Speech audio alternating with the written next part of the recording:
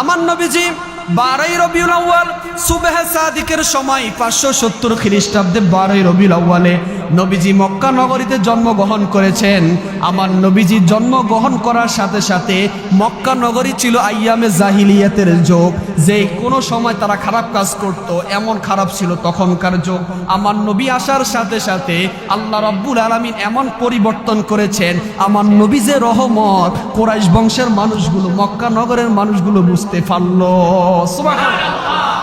আমার নবীজি এসেছে, দুনিয়ার সন্তানগুলো যখন আসে তারা কান্না করে, আমার নবী আসার সাথে সাথে আমার নবীজি সেজদায় পড়ে উম্মতের জন্য কান্না করে, আল্লাহকে বলে, ও আল্লাহ আমার উম্মতদেরকে আপনি ক্ষমা করে দিবেন, কারণ আমার উম্মতরা গুনাহ বেশি করবে। এখন আমাদের সমাজে গুনাহ করেন না মানুষ আছে না? না। তাহলে বোঝা গেল আল্লাহর নবী রহমত, ঠিক কিনা বলেন? আমার নবী মুমিনদের জন্য রহমত। আল্লাহ রাব্বুল আলামিন বলেন, লাকাদ মান্নাল্লাহু আলাল মুমিনিনা ইয বাআসা ফীহিম রাসূলা। জবানটা বড় করে কি আল্লাহু আকবার বলা যাবে না? আল্লাহ বলেন, লাকাদ মান্নাল্লাহু আলাল মুমিনিন। আল্লাহ পাক রব্বুল আলামিন বলেন, আল্লাহ বলেন, আমি লাকাদ মান্নাল্লাহু আলাল মুমিনিন, আমি আল্লাহর পক্ষ হতে মুমিনদের জন্য একজন রহমতুল লিল আলামিন নবী পাঠাইছি। এই রহমত কোনো মুনাফিকের জন্য না, এই রহমত কোনো কাফেরদের জন্য না, এই রহমত হলো যারা নবীর আশিক, যারা মুসলমান নবীর উপর ঈমান আনছে, এই রহমত হলো তাদের জন্য। দুনিয়ার মধ্যে কোনো নবীর দিকে তাকাইলে আপনার জাহান্নাম হারাম হবে না, কিন্তু আমার নবীর চেহারা মুবারকের দিকে তাকাইলে জাহান্নামের আগুন হারাম হইয়া যায়। আল্লাহ সকল নবীদেরকে এমন মুজিজা দিয়েছেন, সকল নবীরা পয়গম্বর, সকল নবীরা নবী, কিন্তু আমার নবী আসমানের দিকে হাত তুলতে দেরি হয়, আমার নবীর দোয়া কবুল হইতে দেরি হয় না। বন্ধুগণ আমার, আল্লাহর নবী 570 খ্রিস্টাব্দে 12ই রবিউল আউয়ালে সুবহে সাদিকের সময় যখন মক্কা নগরীতে আসলেন, আমার নবী আসার সাথে সাথে ডুবন্ত সূর্য উদিত হয়ে গেল। আমার নবী এসেছেন, নারীরা তাদের অধিকার ফিরে পেয়েছেন। আমার নবী এসেছেন, সকল মানুষগুলো খুশিতে আনন্দ জশ্নে জুলুস করতে শুরু করলো। সুবহানাল্লাহ। তার মানে বোঝা গেল আল্লাহ যে কোরআনে বলেছেন, ওয়ামা আরসালনাকা ইল্লা রাহমাতাল লিল আলামিন, আমার আল্লাহ বলেন, আমি আমার বন্ধু নবীকে সমগ্র আলমের জন্য রহমাতুল লিল আলামিন হিসেবে প্রেরণ করেছি। জবানটা যদি বড় থাকে সকলে বলুন না মারহাবা। শুনেন বাজান আমার নবীজি এসেছেন, আব্দুল মুত্তালিবের কাছে খবর গেল, ও আব্দুল মুত্তালিব আপনার নাতি হয়েছে, আপনার নাতির নাম রাখেন। আব্দুল মুত্তালিব যখন আমার নবীকে কোলে নিলেন, কোলে নেওয়ার সাথে সাথে আব্দুল মুত্তালিব আমার নবীজির চেহারা মুবারকের দিকে তাকায়, আরেকবার সূর্যের দিকে তাকায়।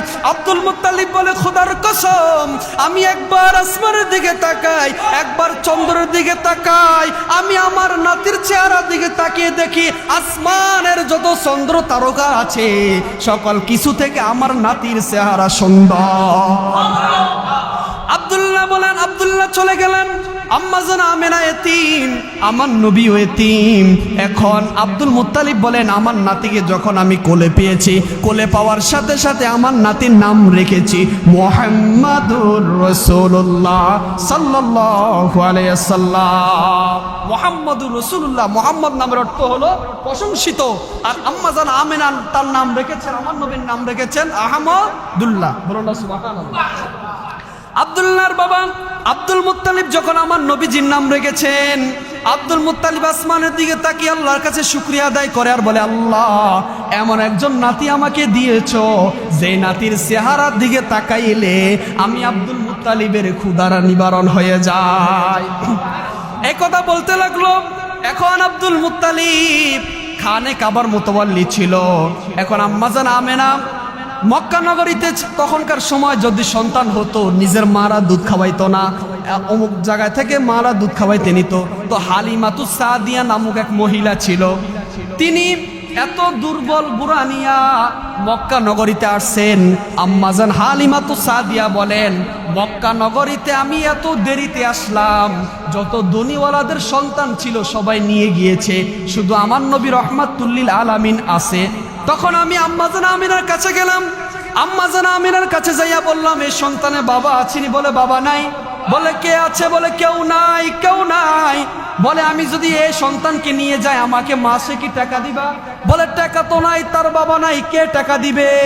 আম্মা জান হালিমাতুস সাদিয়া বলেন, আমি যখন ঘরে ঢুকলাম ছোট মুহাম্মদুর রাসূলুল্লাহ সাল্লাল্লাহু আলাইহি ওয়াসাল্লামের চেহারার দিকে তাকাইতে দেরি হয়, আমি হালিমাতুস সাদিয়ার চেহারা এত সুন্দর হয়েছে আমার বকরিগুলা দুধ দিতে শুরু করলো।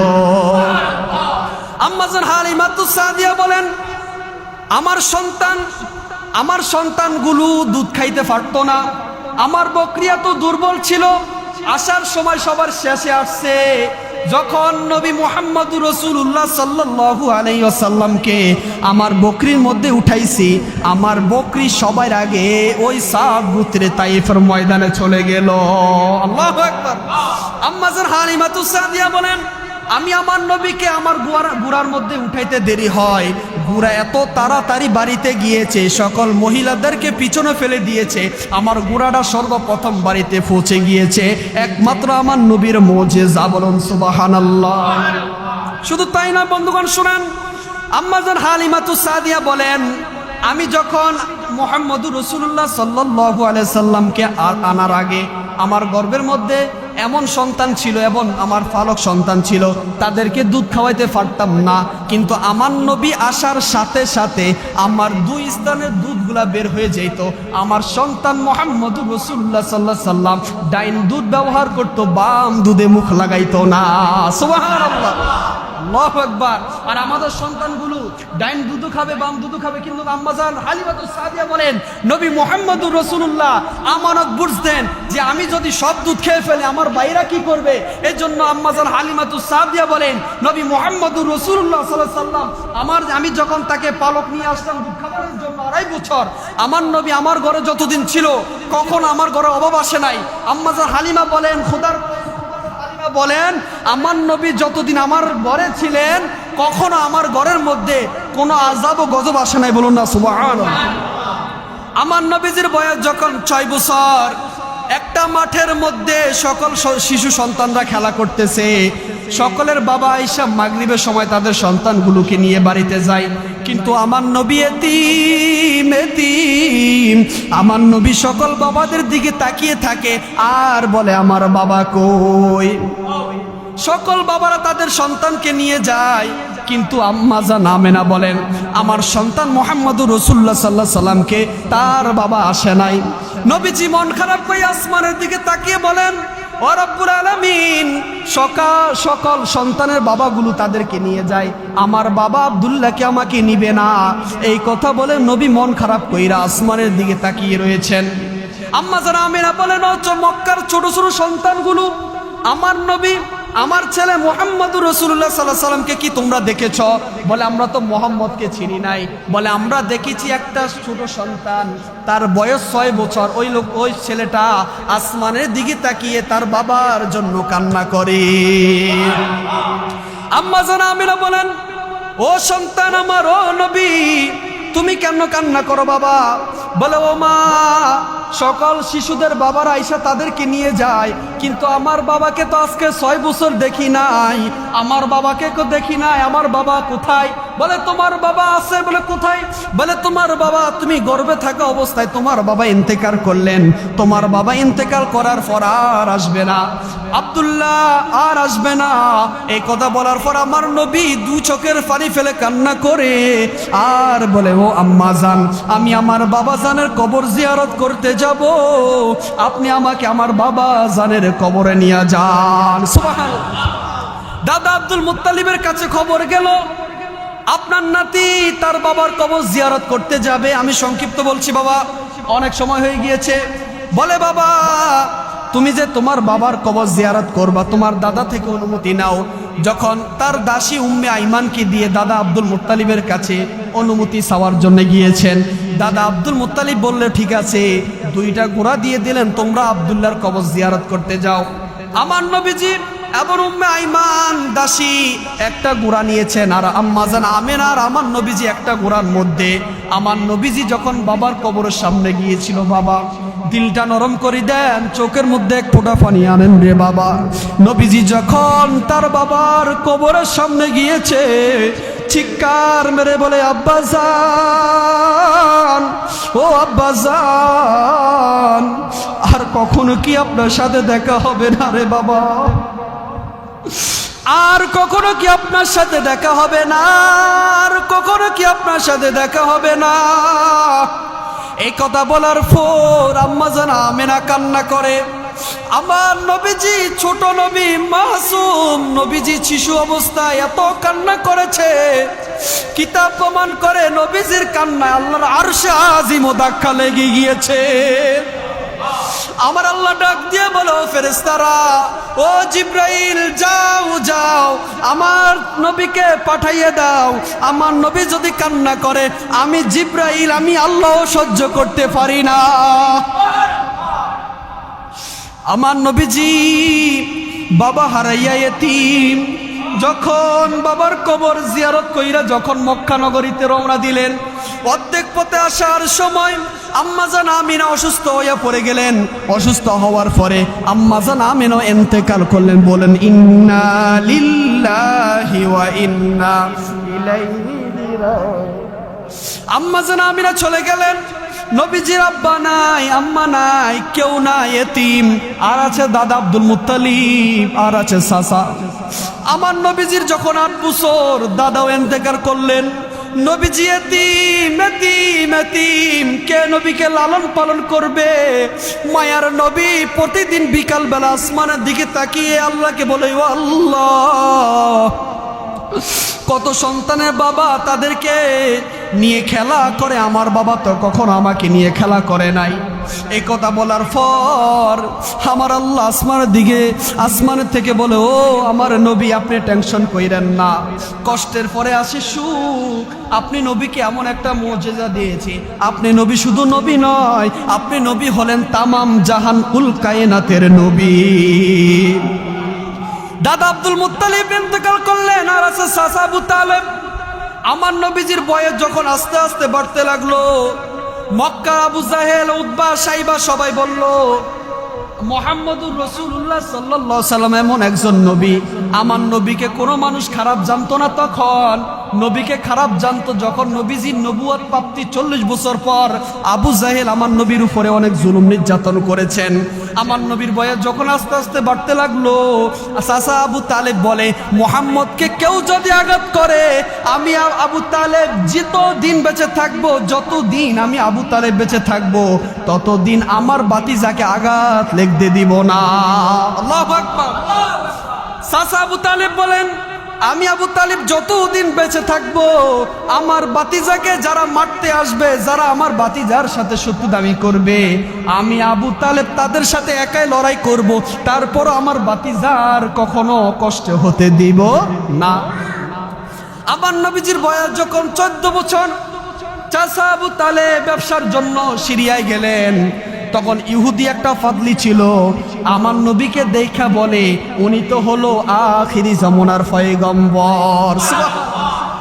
চাচা আবু তালেবকে বলে, ইনিকে? বলে, ইনি আমার ছেলে। বলে, না না, তোমার ছেলে হতে পারে না। আল্লাহু আকবার।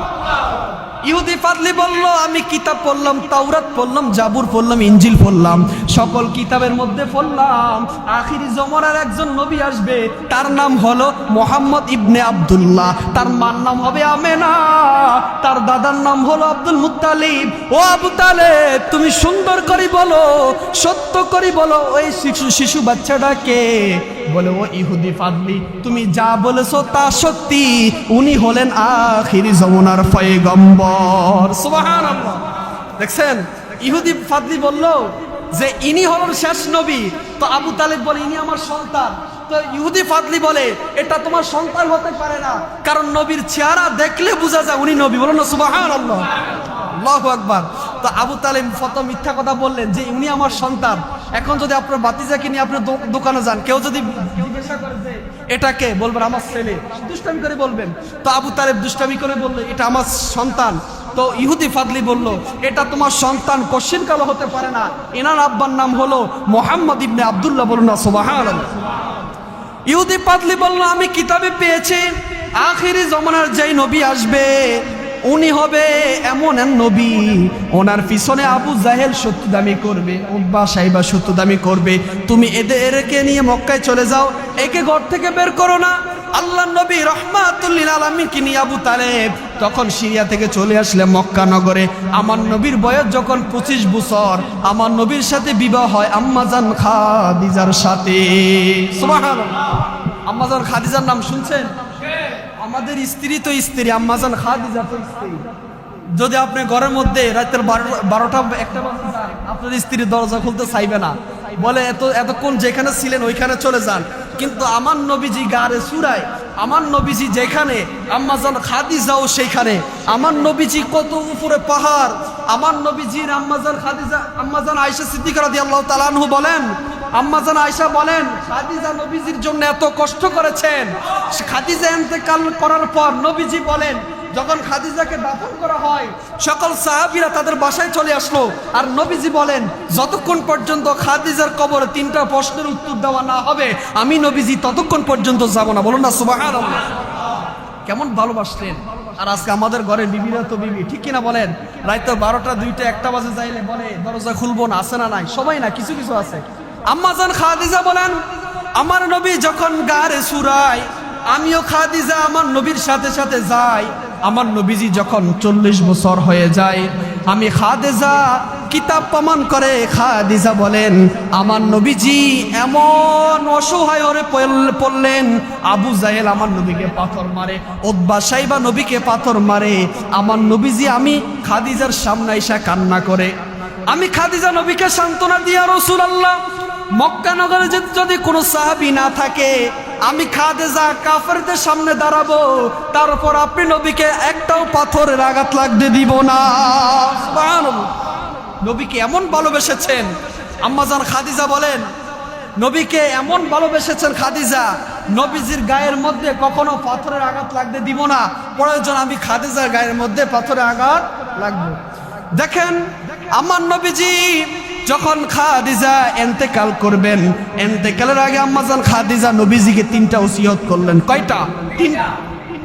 আম্মাজান খাদিজা ওসিয়ত করলেন, ইয়া রাসূলুল্লাহ আমি যদি ইন্তেকাল করি, 1 নম্বর ওসিয়ত, আপনি আপনার গায়ের জুব্বা দিয়ে আমাকে দাফন কাফন করবেন। সুবহানাল্লাহ। 2 নম্বর ওসিয়ত, ইয়া রাসূলুল্লাহ আমি যখন ইন্তেকাল করব, সকল সাহাবীরা যখন চলে আসবে, ইয়া রাসূলুল্লাহ ইয়া হাবিবাল্লাহ আপনি তখনও আসবেন না, কারণ আপনি আমার কবরের মধ্যে 3টা জবাব না দেওয়া ছাড়া আপনি কখনো বাড়িতে ফিরবেন না। সুবহানাল্লাহ। 3 নাম্বার, আম্মাজান খাদিজা বলেন, আমি যখন ইন্তেকাল করব, আপনার ঠোঁটের লালা আমার কাফনের উপরে দিয়ে মেশকো আম্বরের আতর হিসাবে দিয়ে দিবেন। বলে কারণ কি?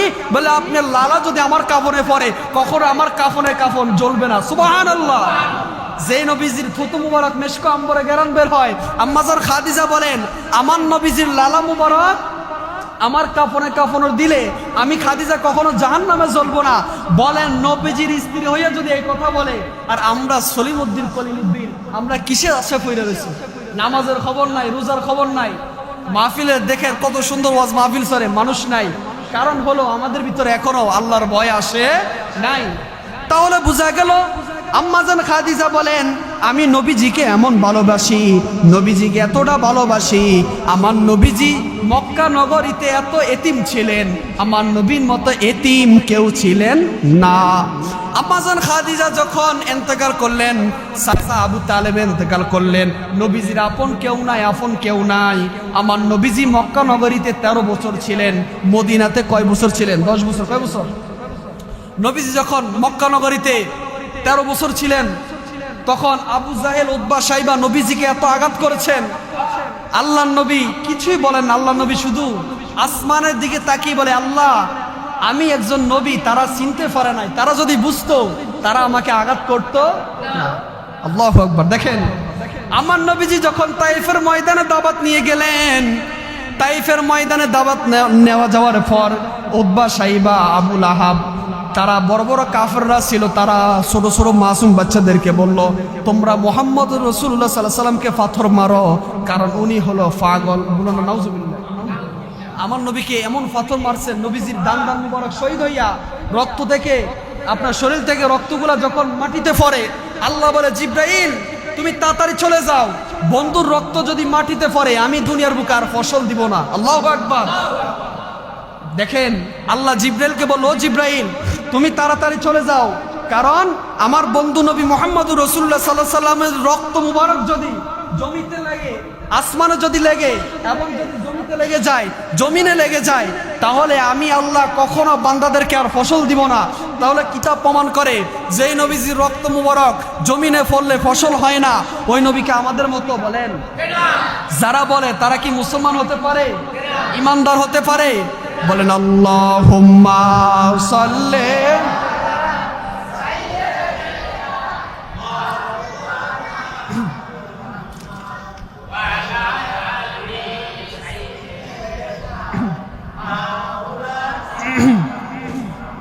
আল্লাহুম্মা সাল্লি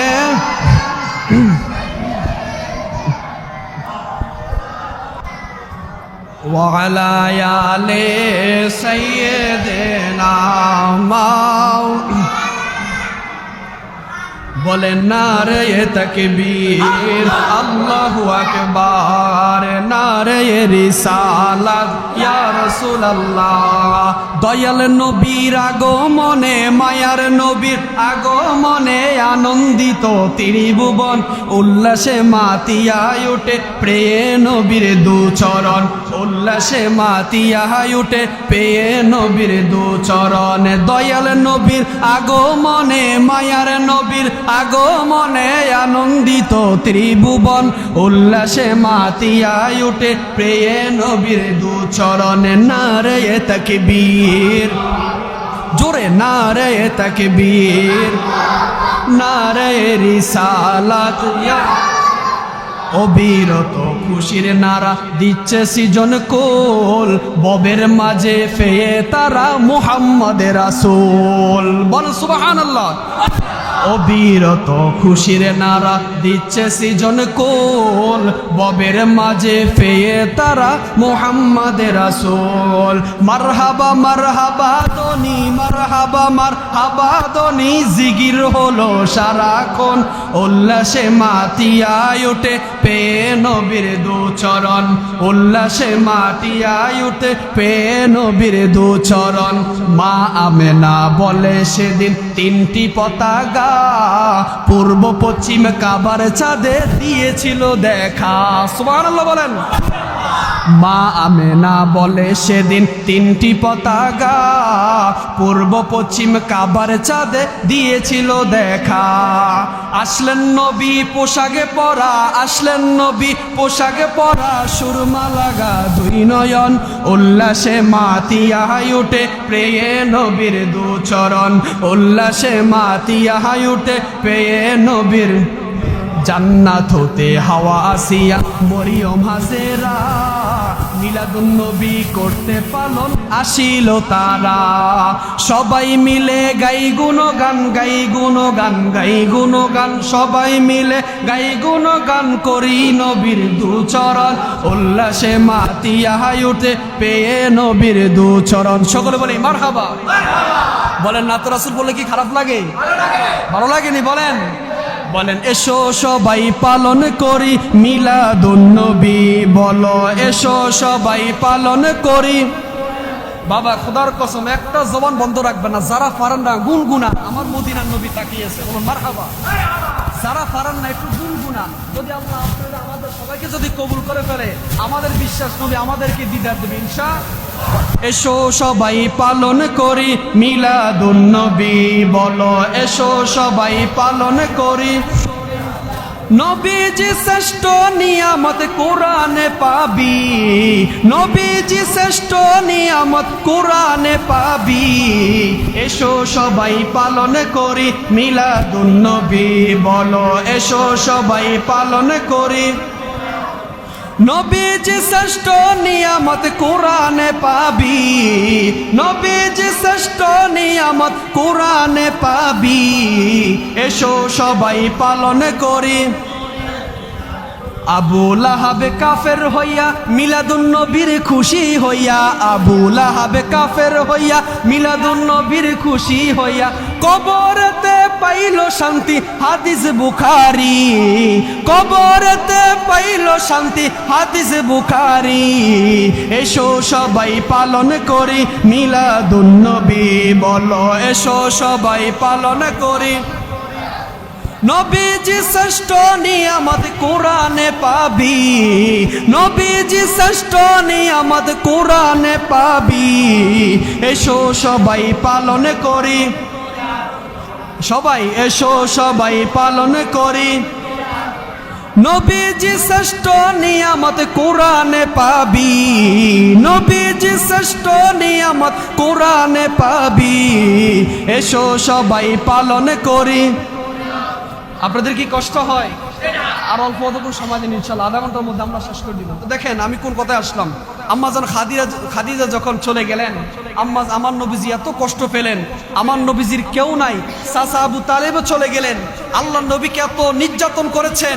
মক্কার কাফের বেঈমানরা, উতবা, সাইবা, আবু জাহেল ঘোষণা দিয়ে দিল যে তোমরা যদি মুহাম্মদের গর্দান আনতে পারো আমরা তোমাদেরকে 300 উট দিব। বলুন নাউজুবিল্লাহ। আবু জাহেল যখন ঘোষণা দিয়ে দিলেন তোমরা যদি মুহাম্মাদুর রাসূলুল্লাহ সাল্লাল্লাহু আলাইহি সাল্লামকে যদি আনিয়ে দিতে পারো আমরা তোমাকে 300 উট দিব। এক বিয়াদব, এক কাফের এই কথা শোনার পর আমার নবীজির গর্দান আনার জন্য গিয়েছে। বলুন নাউজুবিল্লাহ। হযরত ওমরের কাহিনী শুনেন।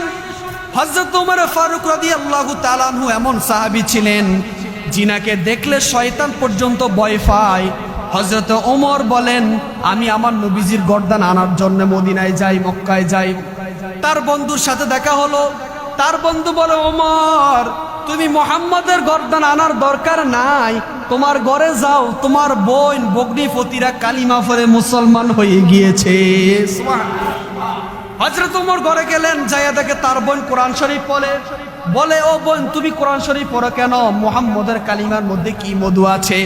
বোন বলে ভাই তুমি তো নাফাক, তুমি বুঝবা না। সুবহানাল্লাহ। বোন বলে ভাই তুমি নাফাক, তুমি বুঝবা না। বলে কি করতে হবে? বলে তুমি ওযু করে আসো। তার বোনকে এমন মার দিলেন, রক্তাক্ত করে ফেললেন। যখন আমার নবীজি হাত তুলে আল্লাহকে বললেন আল্লাহ ইসলামের জন্য ওমরকে কবুল করেন আর না হয় আবু জাহেলকে কবুল করেন। আমার আল্লাহ নবীজির দোয়া খালি ফিরাইয়া দেন নাই, আমার আল্লাহ ওমরকে ইসলামের জন্য কবুল করেছেন। সুবহানাল্লাহ।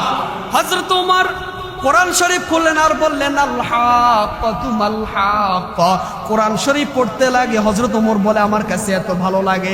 হযরত ওমর বলে আমি মুহাম্মাদুর রাসূলুল্লাহ সাল্লাল্লাহু আলাইহি সাল্লামের গর্দান আনার জন্য মক্কায় যাই, আর কখনো যাব না।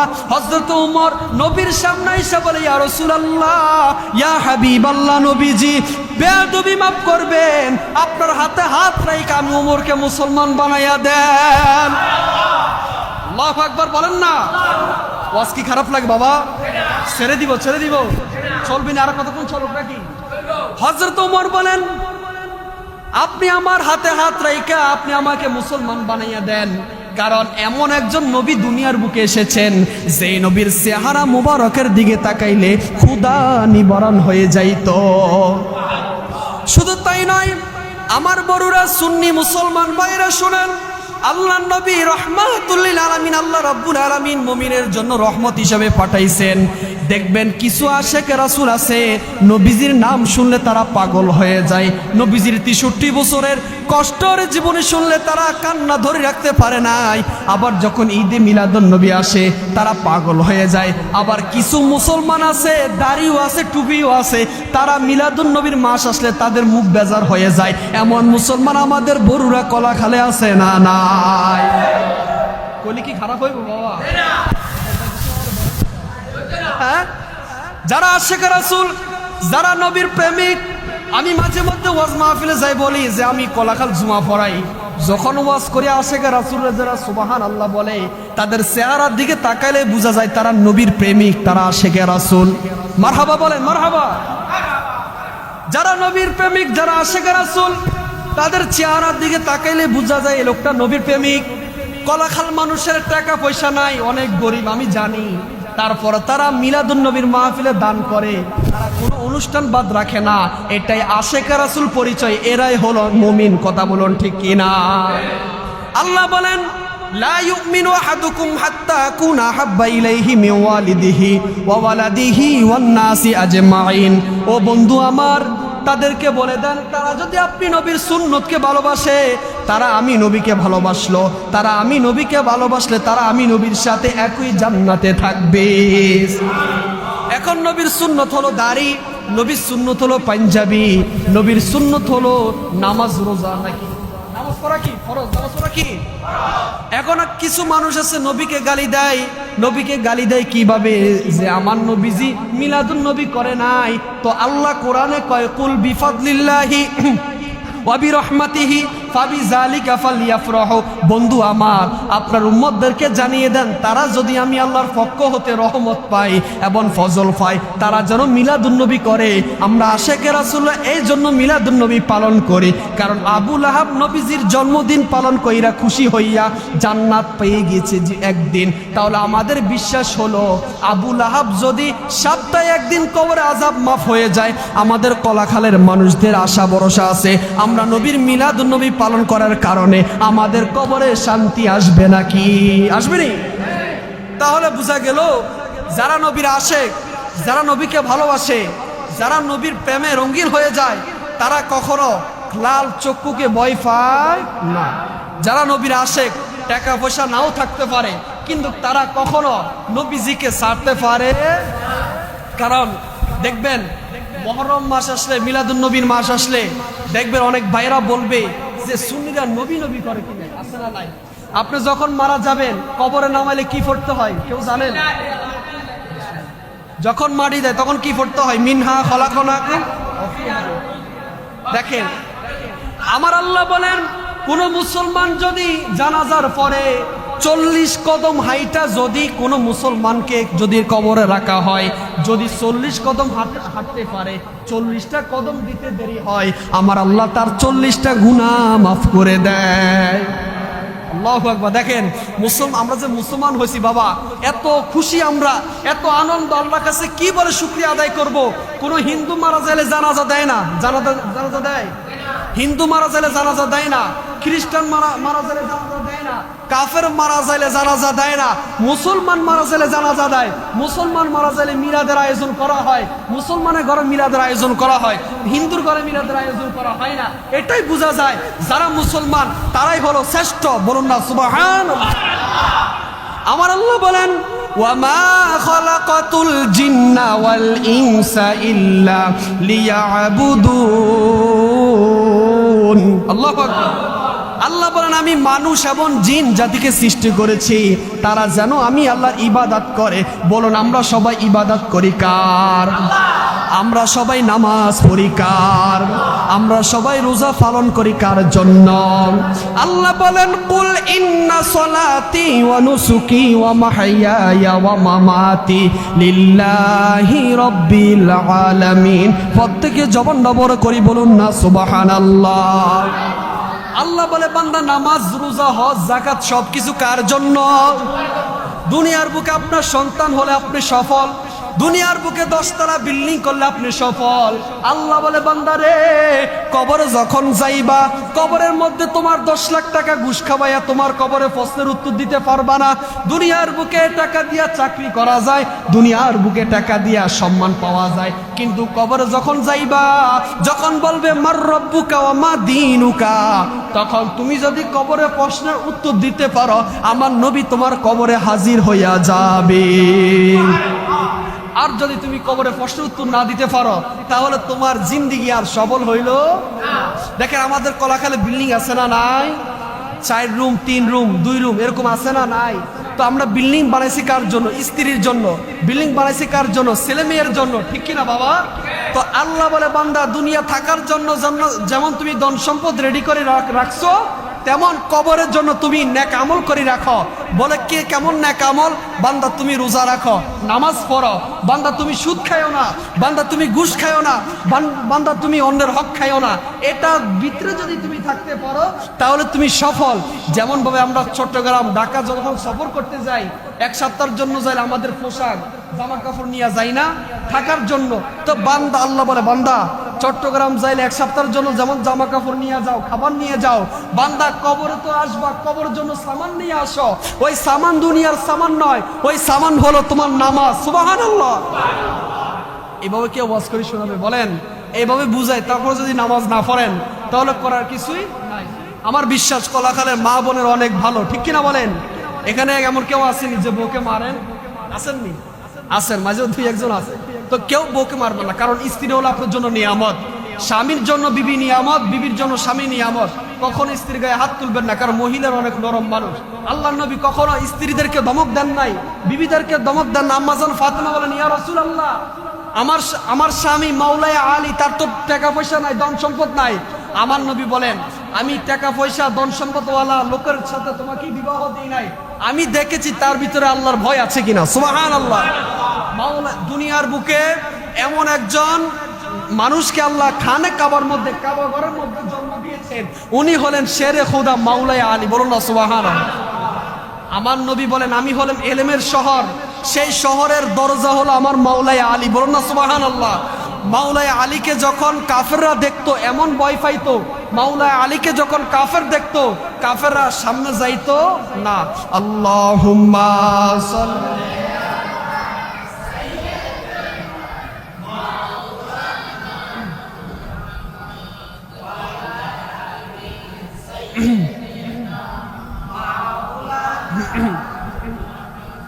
দেখেন, মাওলায় আলী ছিলেন এমন একজন আলী যে আলীকে দেখলে কাফেররা ভয় পাইতো, যে আলীকে দেখলে সকল মানুষ ভয় পাইতো।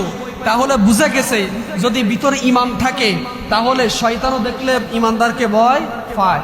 তাহলে বুঝা গেল নবীজির আগমন আসলে, নবীজির আগমনের মাস আসলে যারা আশিক রাসূল, যারা ঈমানদার, তারা খুশি হয়। যেহেতু কালকে আমাদের জুমা, তা কালকে আবার আলোচনা হবে, তো আমি সংক্ষিপ্তভাবে বলি। দেখেন, আম্মাজান আয়েশা বলেন, আমার নবীজি এমন নবী ছিলেন, আমি আয়েশা একদিন সুই দিয়া আমি কাপড় চোপড় সিলাইতেছিলাম, আমার হাত থেকে সুইটা পড়ে গেল, আমি আর পাইলাম না। এমন সময় আমার নবীজি আমার ঘরে আসলেন। আমার ঘরে আসার সাথে সাথে নবীজির চেহারা মুবারকের আলোতে আমার সুইটা দেখতে পেলাম। তো আমার নবীজি যে নূরের নবী, হায়াতুন নবী, জিন্দা নবী, এখানে আর কোনো সন্দেহ আছে?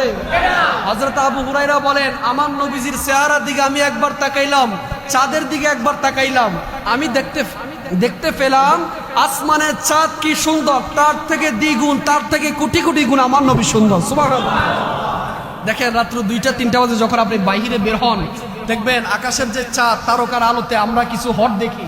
কিন্তু হযরত আবু হুরায়রা বলেন, আমি যখন রাস্তা দিয়ে বের হই, আমি দেখতে পাই আমার নবীজির চেহারা মুবারকের আলোতে অন্ধকার পর্যন্ত আলোকিত হয়ে যায়। বলো না সুবহানাল্লাহ। ওই নবীকে পেয়ে যারা মুমিন, যারা আশিক রাসূল, তারাই খুশি হবে, আর বাকিরা বেজার থাকবে, ঠিক কিনা? এখন আসুন আমরা নবীজির শেষের দিকে চলে যাই। আমার নবীজি যখন ইন্তেকাল করবেন, নবীজির একজন সাহাবী ছিল, যিনার নাম হলো হযরতে বেলাল। নাম কি? হযরতে বেলাল। বেলালের আলোচনাটা শুনেন 15 মিনিট সময়।